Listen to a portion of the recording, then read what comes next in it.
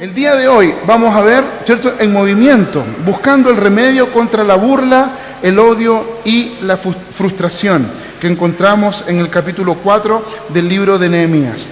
Para poder entender algunos elementos importantes dentro de lo que vamos a ver el día de hoy, me gustaría que nosotros pudiéramos entender la oposición o el concepto de oposición que se da en diversos niveles. Y nosotros, gracias a la televisión, gracias a las redes sociales, que el día de hoy Twitter, Facebook e Instagram, que son en este momento las redes sociales más grandes, se han transformado en una gran pantalla, ¿cierto?, en una gran pancarta para mostrar todo tipo de oposición. Y cosas como esta nosotros nos vamos encontrando, por ejemplo, en el aspecto político y, ¿cierto?, del liderazgo político de nuestro país. Oposición critica anuncio de Bachelet de dar feriado el 2 de enero, ¿cierto?, para poder hacer un gran sándwich cuando nosotros teníamos, pero esa oposición simplemente en el discurso, porque después aquellas mismas personas que se estaban oponiendo, ¿cierto?, votaron en el momento a favor y fue estas leyes flash que automáticamente, ¿cierto?, se cumplen con rapidez y todas las personas salieron de vacaciones y pudieron disfrutar. Una oposición, podríamos decir, en la superficie o una oposición de papel y que se da en muchos aspectos. Durante la semana que hemos tenido con respecto al incendio, vimos cómo el gobierno respondió a las críticas de la oposición por incendios y dijo que lo que el gobierno estaba esperando no era críticas, no eran regaños, sino que era unidad y grandeza. Ahora, obviamente que cada uno de ustedes puede tener su opinión política, si el gobierno hizo su trabajo o no hizo su labor, pero ellos salieron al paso frente a la gran cantidad de cuestionamientos y a la gran cantidad de elementos, ¿cierto?, que estaban en contra del gobierno gracias a esto. Los alcaldes también en este caso fueron a cuestionar y fueron a criticar a la presidenta por esta labor. Pero en la semana política, en el Mercurio del día de hoy, leemos algunas cosas importantes. Dice lo siguiente: la autoridad política pidió y recibió señales unitarias frente a la catástrofe, y estas se han verificado tanto a nivel político como en las iniciativas solidarias emprendidas por ciudadanos. Nada de ello obsta, sin embargo, el examen riguroso del desempeño gubernamental en un momento crítico. Hay otro tipo de críticas también, que son más profundas. Críticas que son basadas en hechos concretos y en reflexión profunda. No todas las críticas, no todos los cuestionamientos o no toda la oposición es únicamente superficial. Hay también elementos de rigor que se van a tomar. Entonces, por lo tanto, en el aspecto político nosotros vemos que la oposición está todos los días, ¿cierto?, tomando algo concreto. Ahora, el problema es cuando la razón o el elemento racional huye de esto, y esto lo encontramos en The Clinic diciendo lo siguiente. Se ve un poco borroso. Voy a acercarme acá para leer un poquito más. Y dice lo siguiente, la editorial: el odio a Bachelet. Me refiero a esos que pertenecen a la así llamada derecha social, es decir, a los miembros de la clase alta chilena, esos que viven en barrios muy definidos, como Vitacura, Las Condes y Lo Barnechea, que tienen un acento distintivo, que veranean juntos y se casan entre sí. Para los miembros de este grupo, Bachelet no es simplemente una mala presidenta. Hablan de ella con un desprecio aterrorizante. La rotean, la tontean y se refieren a su aspecto físico con un desdén y falta de respeto que no recuerdo haber visto antes en conversaciones de política, al menos desde la recuperación de la democracia. Por consideración a su persona, la misma que merece cualquier ser humano, no me atrevo a repetir las frases y apelativos que he escuchado al referirse a ella en este último tiempo. Hay cadenas de WhatsApp al interior de ese mundo en que su imagen circula tratada con evidente brutalidad y crueldad. O sea, no solamente hay oposición racional, bien pensada, hay también oposición grotesca, mal pensada.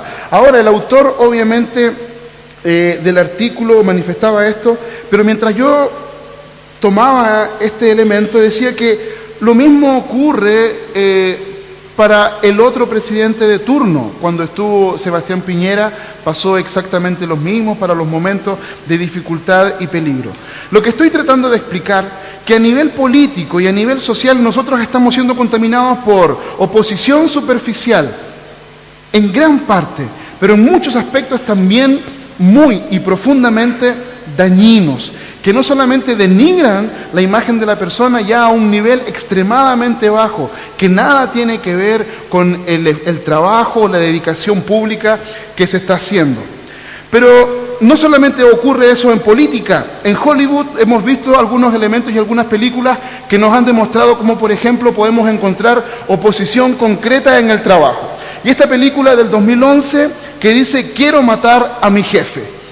Y estas personas comienzan a conversar y se dan cuenta de que uno tiene un jefe que es psicópata y que casi lo estrangula día a día, lo engaña, lo oprime y lo deja completamente sofocado. El otro tipo tiene una jefa que es ninfómana y que lo está persiguiendo, que él no puede hacer su trabajo tranquilo y inventa un sinnúmero de situaciones para ponerlo en aprietos en sus relaciones, ¿cierto? En su relación familiar.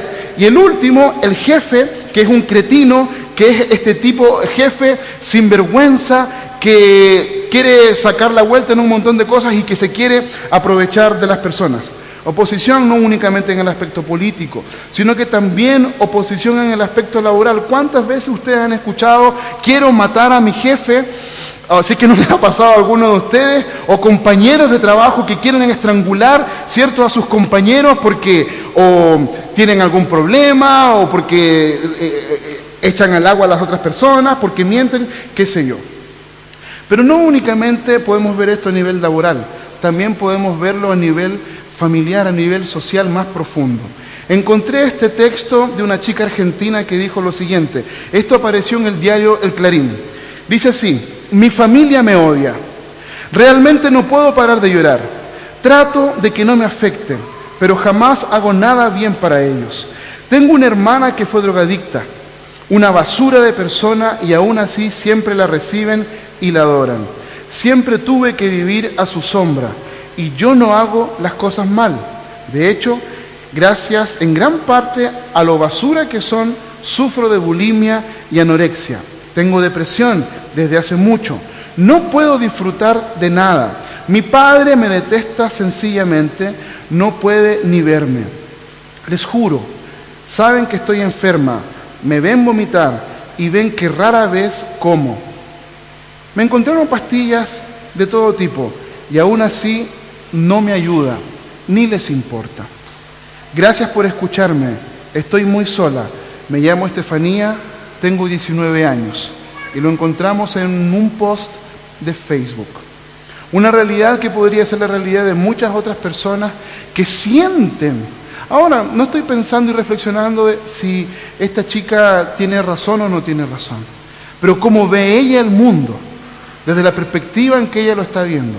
Hay completa y voraz oposición en casa.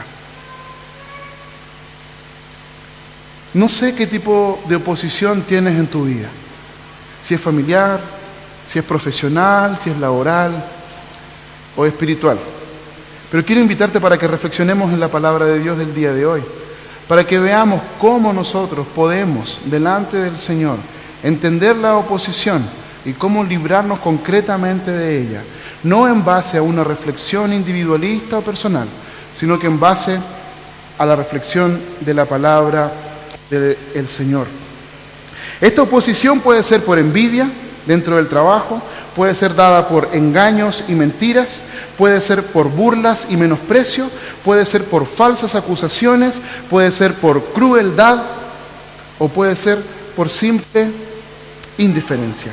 Ahora sí los invito para que nos pongamos de pie y tengamos la lectura del texto bíblico de Nehemías capítulo 4 del versículo 1 al versículo 3 primeramente. Leamos todos juntos, por favor, la palabra de Dios. 1, 2, 3. Cuando Sanbalat se enteró de que estábamos reconstruyendo la muralla, se disgustó muchísimo y se burló de los judíos. Ante sus compañeros y el ejército de Samaria dijo: ¿qué están haciendo estos miserables judíos? ¿Creen que se les va a dejar que reconstruyan y que vuelvan a ofrecer sacrificios? ¿Piensan acaso terminar en un solo día? ¿Cómo creen que de esas piedras quemadas, de esos escombros, van a hacer algo nuevo?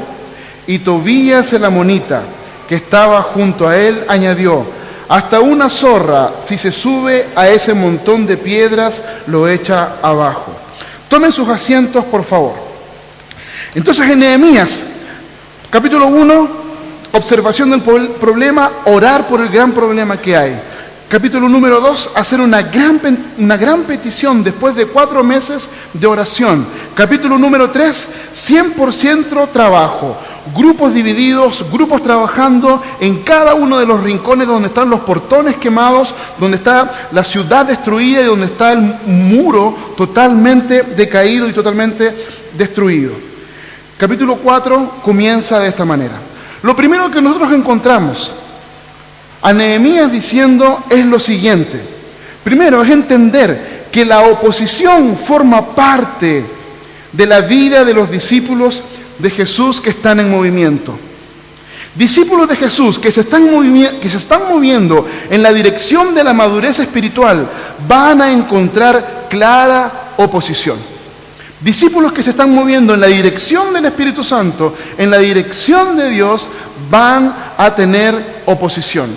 Y el texto nos muestra lo siguiente. Primero, que Nehemías no tiene control de dónde proviene, porque esta oposición es externa.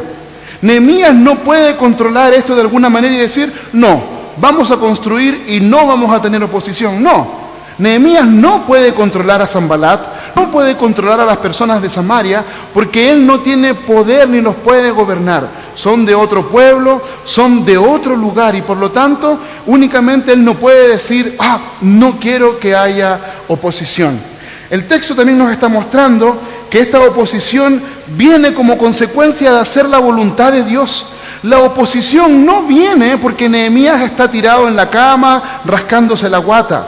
No, Dios ha tenido un propósito: levantar y construir los muros, edificar los muros de Jerusalén y construir y reconstruir los portones de la ciudad.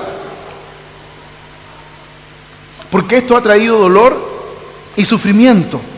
El pueblo está siendo no únicamente testigos, sino que están siendo atacados y están abiertamente a la visita de cualquier tribu, de cualquier pueblo que los quiera atacar.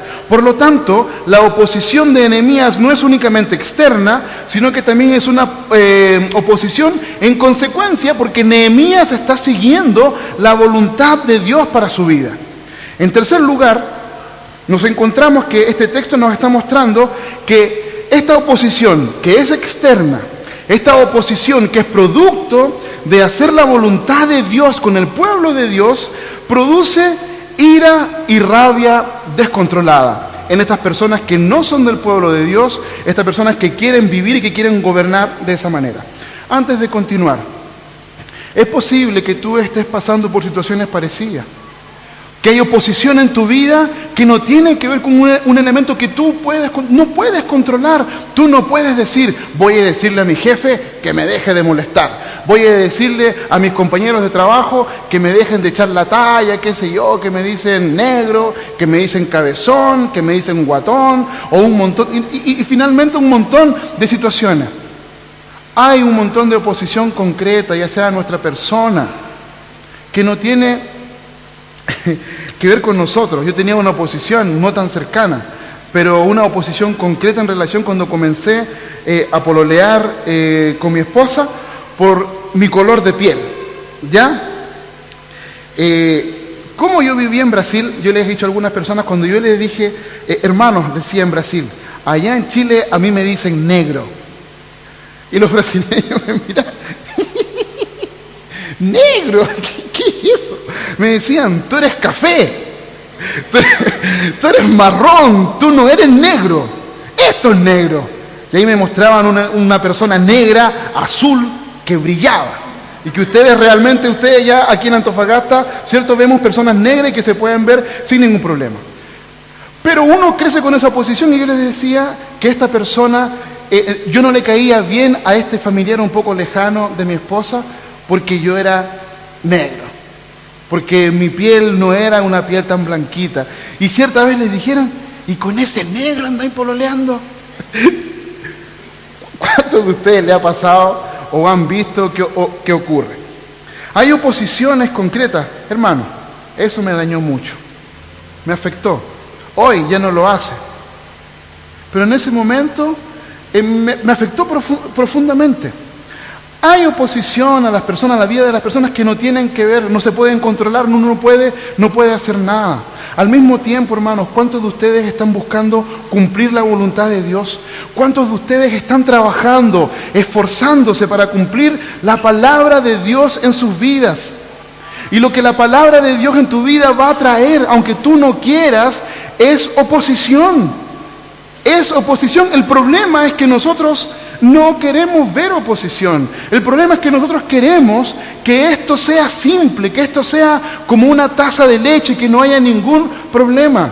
Amigos, hermanos, si estás buscando tener una vida devocional, si estás buscando servir al Señor aquí, si estás buscando servir al Señor en tu espacio de trabajo, si estás buscando servir a Dios en tu vida ministerial, te lo digo, aquí y en la quebrada del Ají vas a tener oposición.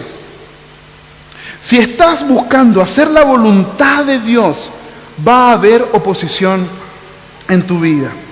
Ahora más, esa oposición en algunas personas va a generar ira, va a generar rabia, porque van a ver cómo tú estás obedeciendo y siguiendo la palabra de Dios. Un paréntesis pequeño.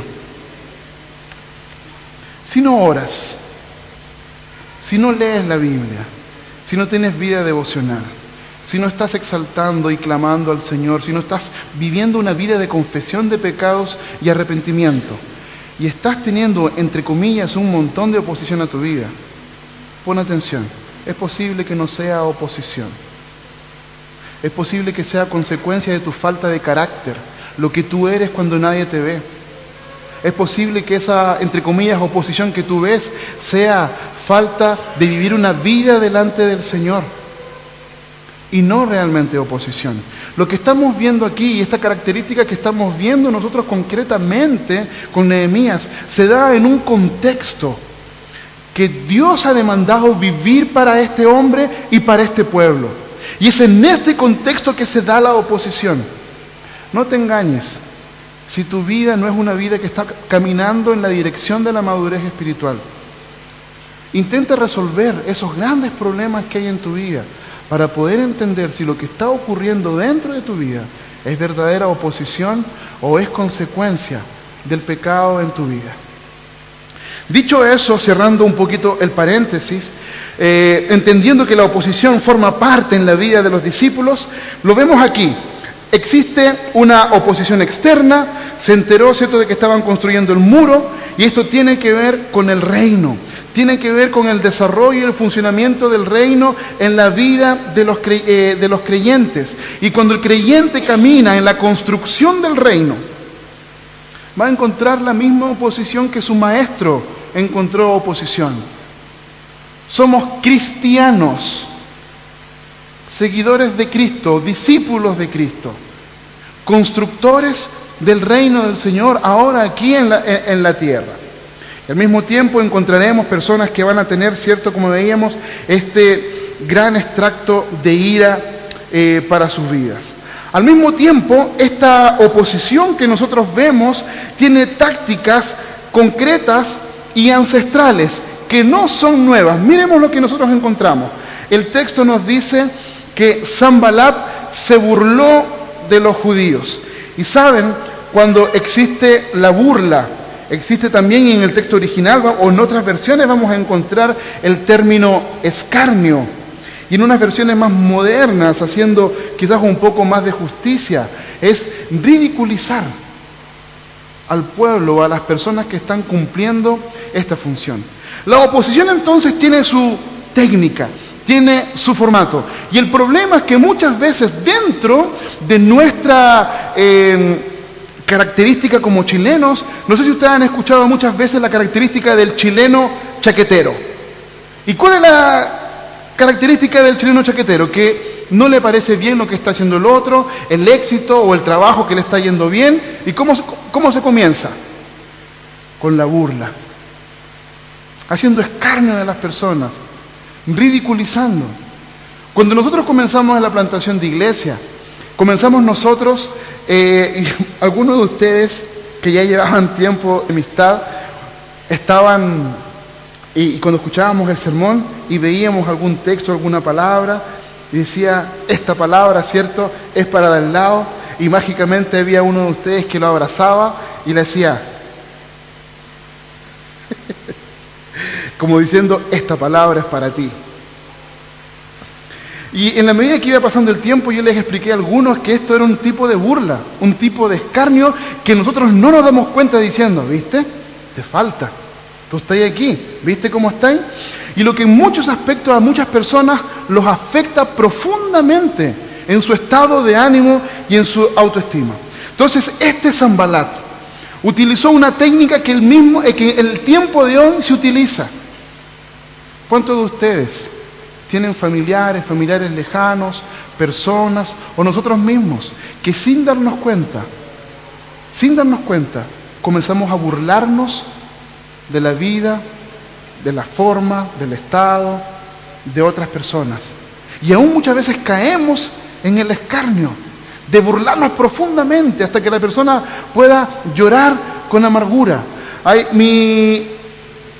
Mis hijos tienen un vecinito y el vecino tiene otros amiguitos dentro del condominio, y me di cuenta que el otro día este chico Joaquín estaba jugando en casa con mi hijo Tomás, golpean la puerta y le dicen, ¿está Joaquín? Y estos niños ya de 8 años, 9, 10 años, y Joaquín tiene 4 años. Y Joaquín le dijeron, ¿quieres ir a jugar con nosotros? Y Joaquín le dijo, no. Y ellos en mi cara me dijeron, vamos a hacer cosas malas. ¿Y cómo vamos a hacer cosas malas? Y ahí me contaron ellos abiertamente qué cosas malas. Van y hacen sonar las alarmas de los autos, golpean, qué sé yo, las puertas de los vecinos, estrangulan los gatos, pero no lo hacen así. Mandan a Joaquín. Esa es la maldad. La maldad no es que ellos lo hagan. Y me encontré anoche con el conserje o el guardia del condominio y decía, estos cabros son re malos, viejo, mandan al chiquitito Joaquín para que haga ese montón de maldades. Esto se aprende desde pequeño. Y en la medida que nosotros vamos creciendo, se vuelve un gusto, se vuelve un placer que muchas veces no nos damos cuenta. Que los creyentes no deberíamos participar de la burla, del escarnio y de ridiculizar a otras personas. El problema es que no nos damos cuenta y lo vivimos plenamente. Pero la persona que lo vive lo ve como una oposición. Lo ve como una oposición dentro de su corazón. Al mismo tiempo nosotros nos encontramos cuáles son las consecuencias. ¿Qué fue lo que ocurre aquí? Ante el texto del versículo 2. Ante sus compañeros y el ejército de Samaria dijo, ¿qué están haciendo estos miserables judíos? El objetivo de Sanbalat era quebrar a las personas, era quebrar el sentimiento, la fortaleza íntima del ser humano. ¿Qué están haciendo estos miserables? ¿Qué están haciendo estos miserables? Existe una serie en Netflix que se llama Homeland. Y esta serie de Netflix cuenta la historia de un marín de los Estados Unidos que fue a la guerra en Medio Oriente y en Irak y que lo capturan. Y la serie se trata de que este marín se convierte al Islam. Pero a medida que va pasando los capítulos se muestra cómo no solamente la tortura, sino que también la presión psicológica, la burla y el escarnio que le hacen a esta persona para doblegar el alma y el corazón del ser humano. La oposición no es únicamente para decir qué es lo que te está pasando, Sanbalat y el propósito que tenía en su corazón era quebrar el estima personal, el autoestima, era quebrar el alma de estas personas. ¿Cuántos de ustedes se han visto sometidos a personas, amigos, personas que son lejanas, compañeros quizás de trabajo, colegas, personas que incluso que ni siquiera los conocen, pero que el objetivo que tienen en su vida es quebrantar, es doblegar el alma, el sentimiento profundo de la dignidad de otras personas? Y personas que lloran y sufren y dejan que su dignidad sea completamente pisoteada. Existen en el mundo muchos Sanbalats con los cuales es posible que te encuentres, que van a querer romper tu estructura emocional, tu estructura como persona. Al mismo tiempo, percibimos que el mismo texto nos dice: creen que se les va a dejar que reconstruyan y que vuelvan a ofrecer sacrificios. ¿Piensan acaso terminar en un solo día? Este texto habla un poquito de la reconstrucción, ya sea de lo que estaba avanzando el templo, porque nadie había dicho que iban a terminar en un día. Pero la percepción y el engaño es colocar una mentira dentro de lo que nadie ha dicho. Nehemías nunca dijo que iba a terminar en un día. Nehemías nunca dijo que iban a comenzar e iban a acabar. Pero esta oposición no únicamente quiere traer, ¿cierto?, y romper el alma, quiere también desmoralizar a las personas en relación al trabajo que ellos están haciendo, romper la moral. Ustedes, en este caso, piensan que lo van a hacer. ¿Quién eres tú? ¿De dónde saliste? ¿De qué cueva saliste? ¿Dónde estabas? No, tú no sirves para esto, tú no sirves para esto otro. La humillación, personas que de repente a veces nosotros no nos damos cuenta. Pero existe hoy en día una estrategia muy triste en el mundo empresarial, que nosotros cristianos deberíamos desecharla de raíz. Y pasa lo siguiente: muchas personas cuando trabajan terminan un tiempo y tienen un tiempo en el cual llegan a veces al tema de que llegan a un acuerdo con la empresa para que los despidan y les puedan pagar los años de servicio que puedan tener. Muchas empresas, ¿saben qué es lo que hacen? Ofrecen y le dicen a las personas: está bien, llegaremos a un trato.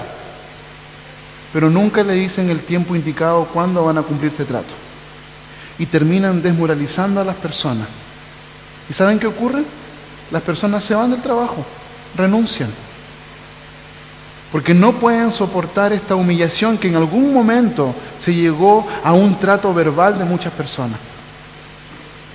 Eso es demoralizar concretamente la vida de un ser humano para un objetivo que no es el más propio.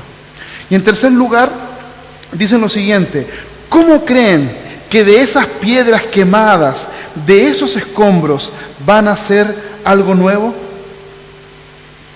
Desanimar el trabajo y el lugar donde tú estás, cuesta mucho volver a hacerlo cuando has sido profundamente desanimado. Cuando tienes un jefe que te dice: oye, mira el condoro que te mandaste, mira lo que hiciste, mira la quemada que hiciste, y tú crees que de esos escombros, de esa porquería de trabajo que hiciste, ¿tú crees que vas a hacer algo nuevo? ¿Tú crees que de lo que se está haciendo aquí, tú eres capaz de suscitar y levantar algo que está ahí? ¿Cuántos trabajadores tenemos en nuestro país que llegan a sus casas profundamente destruidos porque su alma ha sido quebrada y destruida, su moral ha sido doblegada y completamente desanimados en el lugar de trabajo donde están? Algunos de ustedes me han contado que han tenido que trabajar muchas veces por el esfuerzo de lo que estaba ocurriendo y únicamente lo han hecho con fuerzas que Dios puede dar. La oposición no es fácil. La oposición tiene sus características y tiene la profunda capacidad de romper. Y yo digo esto en relación a nosotros como iglesia. ¿Qué hay de aquellos que no conocen a Dios?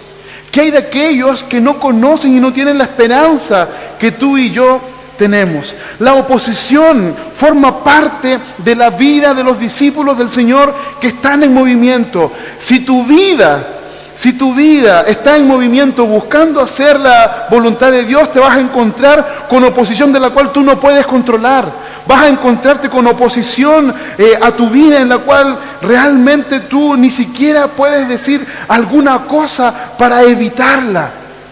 Te vas a encontrar con personas que quieren romper y quebrar tu alma, desmoralizarte y que tu trabajo, si es posible, puedas renunciar para que otra persona pueda ocupar tu trabajo. Y quizás una persona que trabaje el doble por menos dinero. ¿Cuántos de ustedes han sido humillados por decir la verdad delante de un jefe? Con amor. ¿Cuántos de ustedes han sido humillados o incluso han gozado de la indiferencia de sus compañeros de trabajo, de su familia, de sus amigos, de sus vecinos o de sus parientes? Porque quieren, compartir en algún momento la palabra de Dios. ¿Cuántos de ustedes han sufrido el rigor de ver sus almas, de ver sus emociones completamente sumergidas en la oscuridad? Porque verdaderamente no han visto ninguna luz por ningún lugar. Primero, la oposición es parte de la vida de los discípulos del Señor. Y Tobías el amonita, que estaba junto a él, añadió: hasta una zorra, si se sube a ese montón de piedras, lo echa abajo. La oposición consigue aliados con rapidez y facilidad. Hermanos, en este tiempo que hubo el incendio en los sectores del sur, yo les mostraba que fueron encontradas más de 20 mentiras, 20 engaños en relación a lo que estaba ocurriendo en los incendios del sur.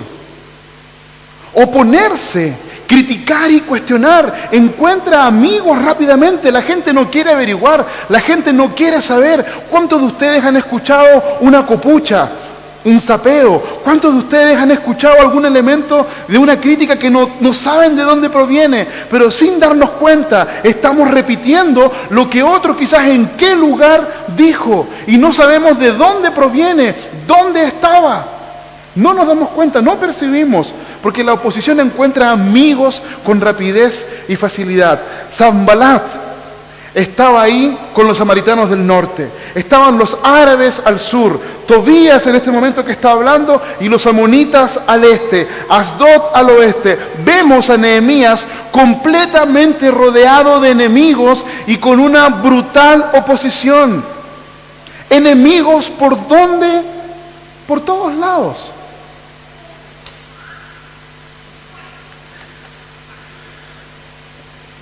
La mala noticia del Evangelio que hay que entender y que podemos nosotros compartir es que la oposición es producto del pecado. La sabiduría bíblica nos enseña que la paga del pecado es muerte. Nos enseña que todos han pecado y que todos están destituidos de la gloria de Dios. El origen de la oposición, el origen de la crítica, el origen del cuestionamiento tan arduo como hemos visto, tiene su origen en Génesis capítulo 3. Cuando nuestros primeros padres, Adán y Eva, optaron por la autonomía.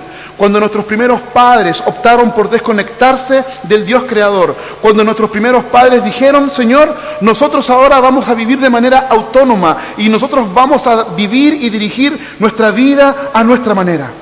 La consecuencia natural de esa desconexión o de ese pecado fue que Adán y Eva se desconectaron con Dios. Y al momento de desconectarse con Dios, el texto bíblico dice que quisieron huir, quisieron escapar, quisieron huir de Dios porque conocían y sabían cómo Dios era santo. Cuando nos vimos completamente desnudos, quisimos escondernos de ti. ¿Quién les enseñó esto? Le dice el Señor cuando va al encuentro de Adán y Eva. La desconexión también produce que a partir de ese momento hay un quiebre entre no solamente hombre y Dios, hay un quiebre ahora entre los seres humanos. Porque Dios le pregunta a Adán, ¿qué has hecho, Adán? La mujer que me diste. Acusa al prójimo, acusa a su esposa y viene, ¿cierto?, la humillación, viene la denigración, viene el pisoteo, viene a dejar al prójimo por abajo para yo poder salvarme, para yo poder estar en un lugar donde no pueda ser alcanzado por las críticas o cuestionamientos. Adán quería huir del juicio de Dios y quería colocar a Eva en ese lugar. La oposición tiene que ver concretamente las relaciones interpersonales entre seres humanos.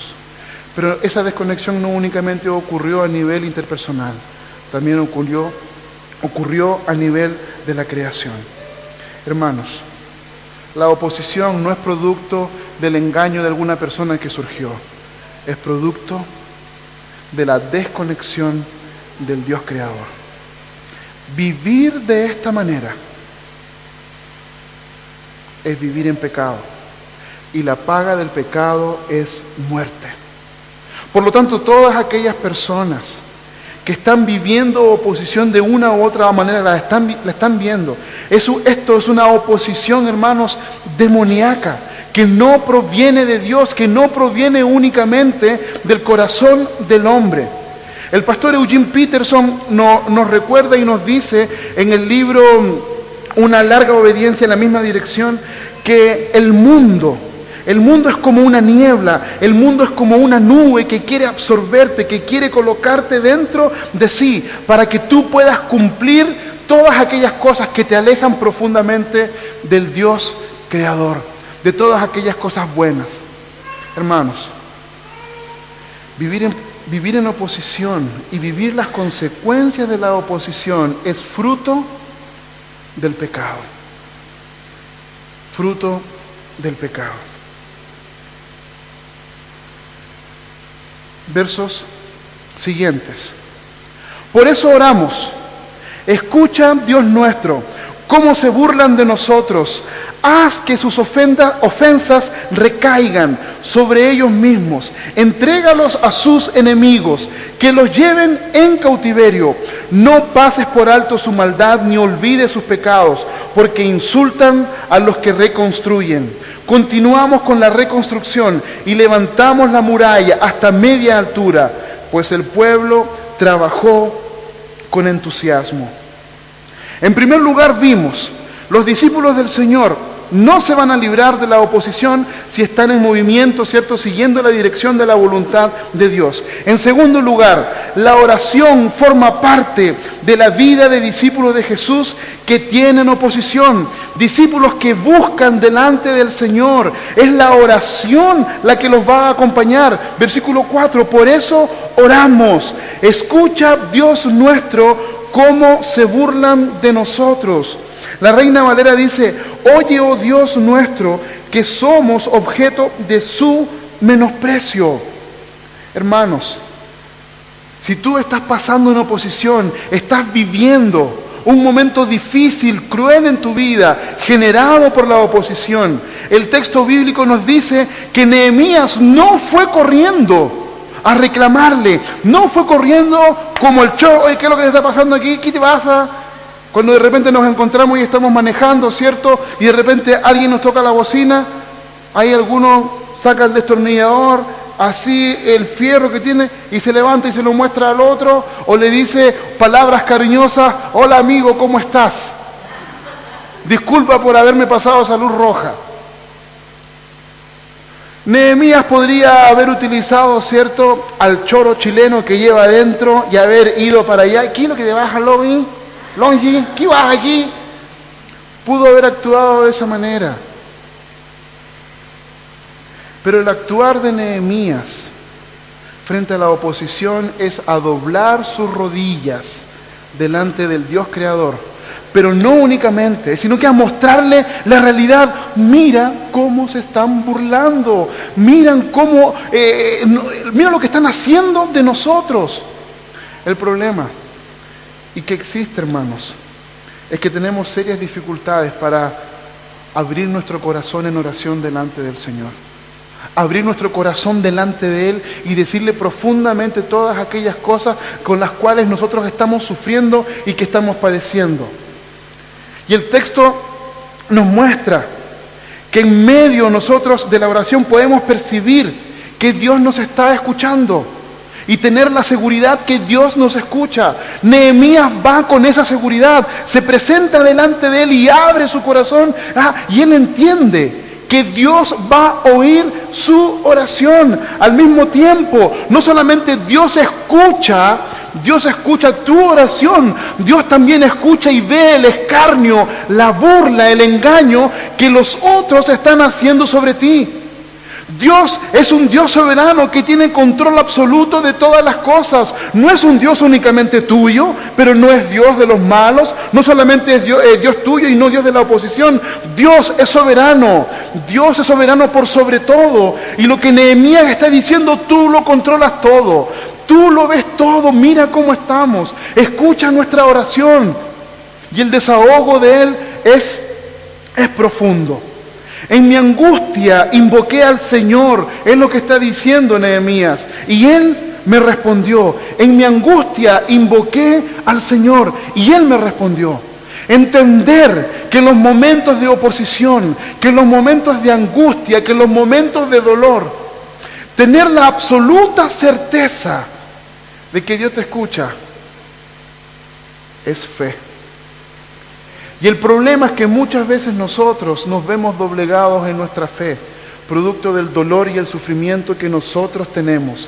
Señor, líbrame de los labios mentirosos y de las lenguas embusteras, dice el salmista en el Salmo 120. Recuerden lo que veíamos hace un tiempo, el Salmo 120 parte, ¿cierto?, de estos salmos de Romayen, de estos estos cánticos de subida, estos cánticos graduales con los cuales el pueblo de Dios se dirigía a la presencia del Señor, al templo, cantando. Y este no es el canto de una persona, este no es el cántico de un individuo. Los salmos, los cánticos graduales de su vida son cantados por todas las personas, es la congregación completa. Por lo tanto, cuando Nehemías ora, no está orando únicamente él en solitario, está orando con el pueblo, está diciendo, Señor, en nuestra angustia te invocamos y tú respondes.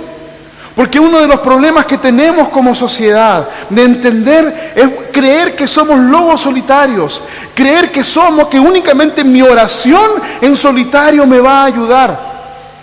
Hermanos, no funciona así.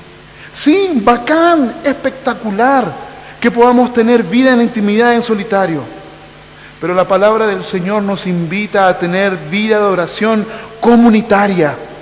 Porque no es únicamente la oposición a tu persona, es oposición a la obra de Dios. Y tener seguridad de que invocamos al Señor y de que automáticamente el Señor está ahí escuchándonos y respondiéndonos, es confiar plenamente en aquello que Dios está haciendo para nuestras vidas. Por lo tanto, el primer elemento para poder detener esta oposición en nuestras vidas, amarga, dura y triste, no es solamente llegar y orar, es abrir nuestro corazón, derramarnos delante de Él, que Él pueda ver lo que está ocurriendo. Señor, líbrame, dice el Salmo 120, de los labios mentirosos y de las lenguas embusteras. Líbrame del contexto que no te agrada. Líbrame de aquellas personas que no te conocen y que se gozan en la maldad. Líbrame, Señor, de esta cultura que lo único que quiere hacer es ir en contra tuya. Líbrame, Señor, del mal, como dice el Señor Jesús en su oración. Hermanos, el clamor de Nehemías es un clamor a Dios, a un Dios soberano que escucha tu oración, que escucha y que también ve el actuar perverso de los demás, pero que gobierna absolutamente todo. Él está ahí presente, oyendo tu oración y manifestándose en medio de aquello que se ve.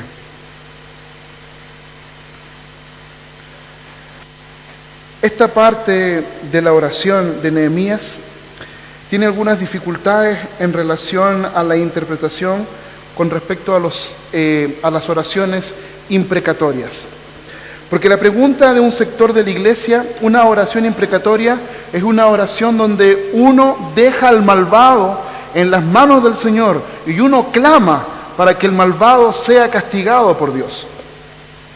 Un sector religioso, un sector de la iglesia, podríamos decir, o de estudiosos, no están de acuerdo con las oraciones imprecatorias, porque es imposible que un Dios de amor pueda escuchar aquellos elementos de cristianos, castigando o haciendo juicio a aquellas personas, ¿cierto?, que están buscando mal, porque dirían, y dicen en muchos aspectos, se opone a la oración de Jesús. Y observen lo que dice Nehemías: haz que sus ofensas recaigan sobre ellos mismos, entrégalos a sus enemigos, que los lleven en cautiverio, no pases por alto su maldad, ni olvides sus pecados, porque insultan a los que reconstruyeron. Una de las interpretaciones que más me gustó dice lo siguiente, que las respuestas de algunos teólogos obviamente no responden a esto, pero las oraciones imprecatorias no pueden ser hechas por cualquier cristiano. Para hacer una oración imprecatoria se necesita un nivel de santidad y de espiritualidad, en comunión y en línea con el Señor de manera profunda. Y lo que yo veía en este texto es que las oraciones imprecatorias no son realizadas por cualquier persona. Las oraciones imprecatorias son realizadas por personas que tienen una profunda comunión con el Dios Creador y que lo conocen profundamente, y que este conocimiento del Dios Creador les permite tener un celo profundo por su palabra, un celo profundo por su pueblo y un celo profundo por la justicia de Dios. Cosa difícil, quizás podríamos decir, para hacer, pero en este texto de esta oración imprecatoria, nosotros podemos ver a Nehemías desahogándose de manera profunda en intimidad con el Dios Creador. La oración forma parte de la vida de los discípulos del Señor, y esto tiene que hacerse con una profunda intimidad, creyendo en que la justicia no es mía, que la justicia no es tuya, que la justicia le corresponde a Él, y que el celo sincero por el reino, a la obra de Dios, me permite que nosotros podamos estar delante de Él, conociendo profundamente al Dios Creador y su palabra. En tercer lugar, el texto dice: continuamos con la reconstrucción y levantamos la muralla hasta media altura, pues el pueblo trabajó con entusiasmo. Vemos que los discípulos del Señor van a tener oposición.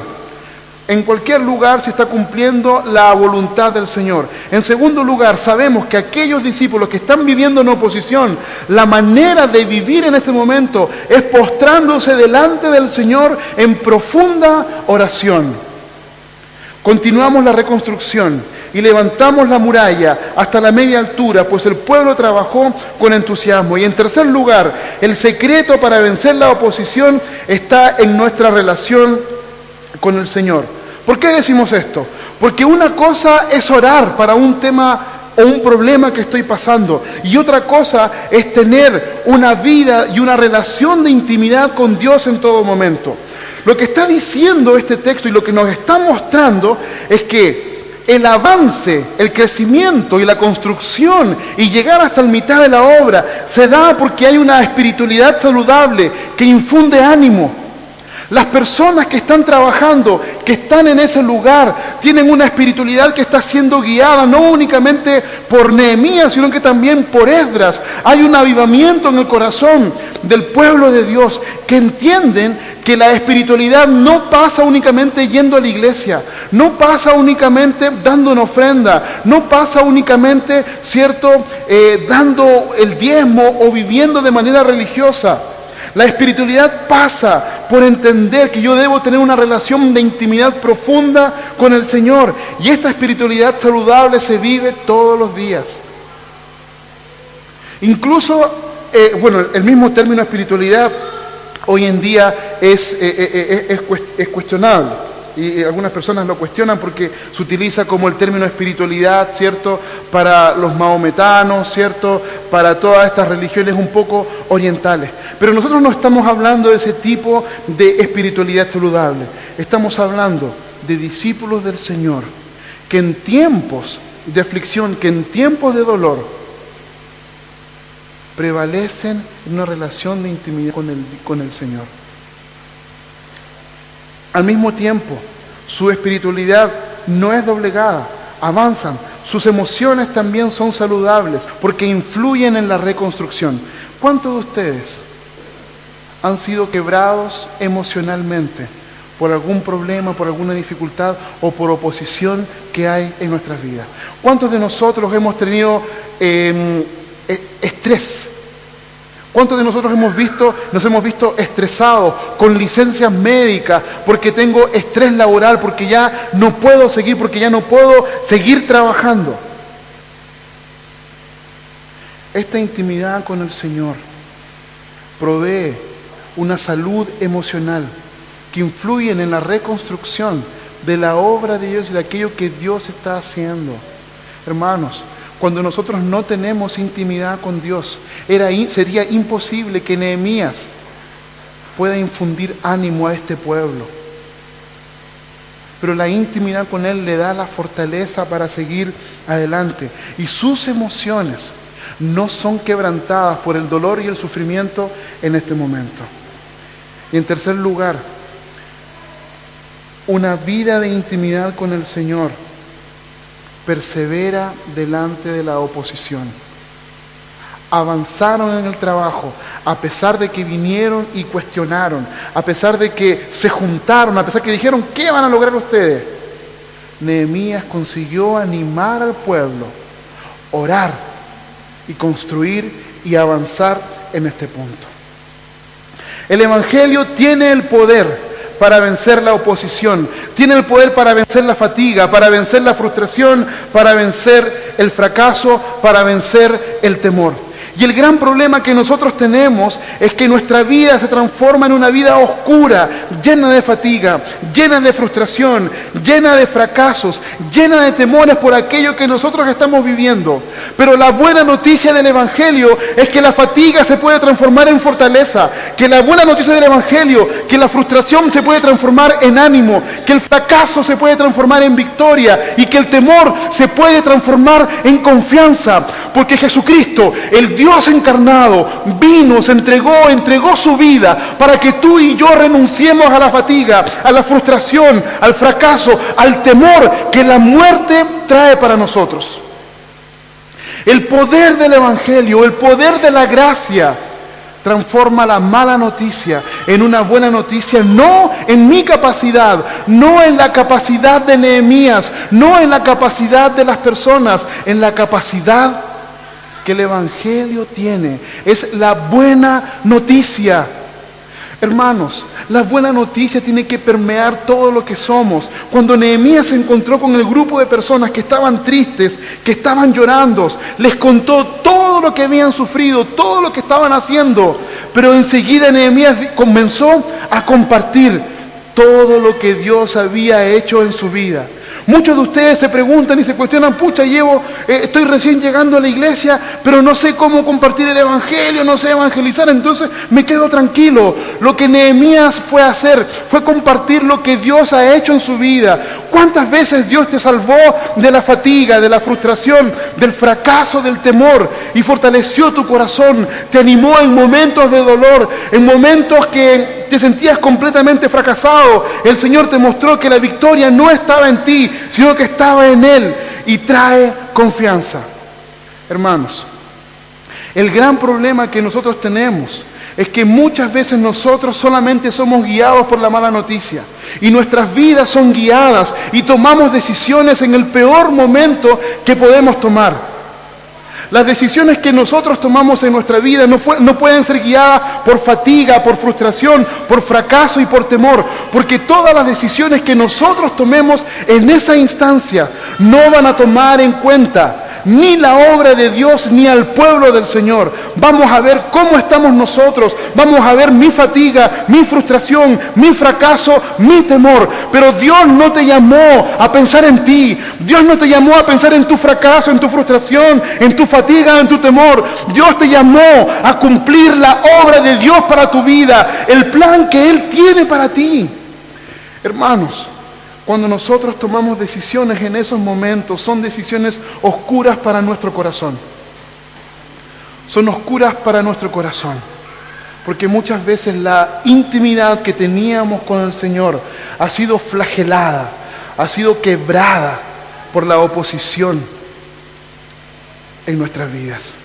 Yo quiero invitarte de corazón delante del Señor, para que tú puedas ver la buena noticia en Cristo Jesús. La oscuridad, la injusticia, la destrucción y la muerte que traía esta oposición puede ser transformada en luz con la palabra del Señor para que te ayude a tomar las mejores decisiones en tu vida. Las injusticias que has estado pasando, deja que Dios haga justicia en tu corazón. Y que todo lo que estés haciendo, deja que Dios haga la obra como Nehemías lo hizo. Si hay destrucción, participa en la reconstrucción de aquello que Dios está haciendo. Si hay muerte, Dios traerá vida a tu corazón y traerá plenitud al lugar donde tú estás. 1780, and the British Parliament elect into office an eminent 21-year-old by the name of William Wilberforce, known for his eloquence, charm and wealth. However, for 5 years, lacking direction and purpose, he did little more than was necessary.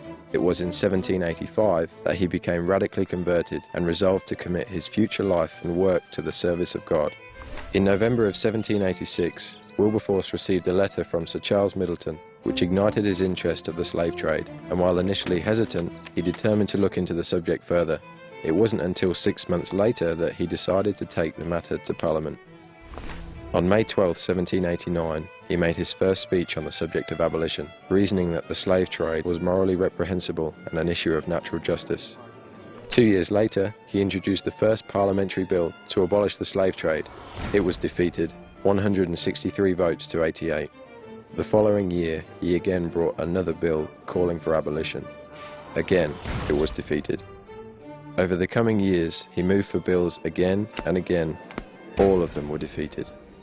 In the hopes of persuading the British government, Wilberforce continued to collect evidence to support the end of slavery and journeyed around England, collecting 390,000 signatures from British citizens in support of the anti-slavery cause.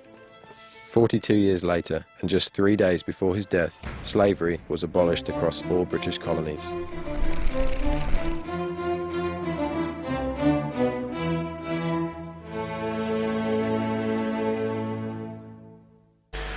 William Wilberforce fue un cristiano que vivió en oposición toda su vida, porque encarnó la palabra de Dios para él. Pero no únicamente porque él dijo, quiero luchar por la abolición, quiero luchar para que no hayan más esclavos. 42 años de su vida entregado a luchar día a día para que los hombres y las mujeres que eran esclavos pudieran tener su libertad. Y él vivió oposición hasta que él murió. Muchas veces pensamos que hay que ser pastor, que hay que ser líder, que hay que ser un funcionario tremendo para tener oposición. Pero si tú encarnas la palabra de Dios en tu vida y vives como un discípulo del Señor, va a haber oposición para encarnar la verdad del Evangelio. Pero estamos viendo que el secreto para vencer la oposición está en nuestra relación con el Señor. Y ese fue el gran secreto de William Wilberforce. William Wilberforce, por un momento en su intimidad con Dios, quiso retirarse a un convento, quizás quiso ser predicador, quiso ser pastor, porque pensó que la comunión que estaba teniendo con Dios era tan bonita y era tan buena que iba a ser mucho mejor utilizada como predicador, como pastor, como quizás una persona. Esta persona con la cual conversaba William Wilberforce es John Newton. el autor de la canción Amazing Grace, o Sublime Gracia en español. John Newton era una persona que trabajaba en un barco de esclavos y que se convirtió al Señor. Y que por la influencia de John Newton, influenció a un pequeño, a un joven, que más tarde se transformaría en el más joven abogado que iba a estar en el Congreso de Inglaterra. Y durante 42 años este joven trabajó incansablemente, porque el testimonio de una vida, porque el testimonio de una persona lo marcó en un momento de su vida, que tuvo oposición todos los días de su vida. No importa cuánta oposición haya, no importa que el mismo infierno se levante, si estás cumpliendo la obra de Dios para tu vida, hazlo. Y John Newton se lo dijo a Wilberforce: hazlo, no renuncies, hazlo tú, y tendrás que ensuciarte, tendrás que conocer a un montón de personas, tendrás que reconocer una realidad que no te va a agradar. Yo no sé en qué trabajas, yo no sé en qué te dedicas, no sé qué estás haciendo, pero yo sé que si tú pones tu vida en las manos del Señor para realizar la obra de Él, no será tu obra, será la obra de Él. Tú estarás en las manos de Él. Y quiero invitarte de corazón, para que no importa el tipo de oposición que pueda haber, la comunión con el Dios Creador pueda continuar. El Evangelio tiene el poder de vencer la oposición y darte el ánimo para que continúes en la obra que Dios te encargó y que Él mismo te dará la fuerza para continuar. No importa cuánta oposición haya, no importa cuánto exista. Nehemías, esta primera parte del texto que acabamos de estudiar, infundido por el Señor, se refugió en la oración y en su comunión íntima que tenía con el Dios Creador. Y la gracia del Señor lo sustentó. Para meditar y practicar. ¿Estás consciente de que la oposición forma parte de la vida de los discípulos de Jesús? ¿Estás consciente que la oposición va a ser parte en tu vida? La oración es parte en tu vida. En tiempos de oposición te derramas completamente delante del Señor y colocas tu corazón y lo abres profundamente, o te guardas esa amargura. Los tiempos de oposición son nutridos por tu relación de intimidad con el Dios Creador, o te ahuyentan. ¿Nutren tu relación con Él o ahuyentan tu relación con Él? Y finalmente, ¿te estás movilizando para terminar aquello que iniciaste? ¿Te estás movilizando para terminar aquello que iniciaste? ¿O estás dejando las cosas a medio camino? Quiero invitarte para que puedas reflexionar y puedas pensar que del versículo 1 al versículo 6 hubieron elementos profundamente que transformaron la vida del pueblo de Dios para continuar en aquello que teníamos. Pongámonos de pie.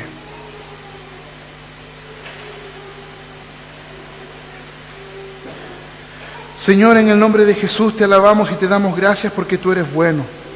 Queremos rogar, Señor, que tu Espíritu Santo pueda hablar al corazón de cada hermano.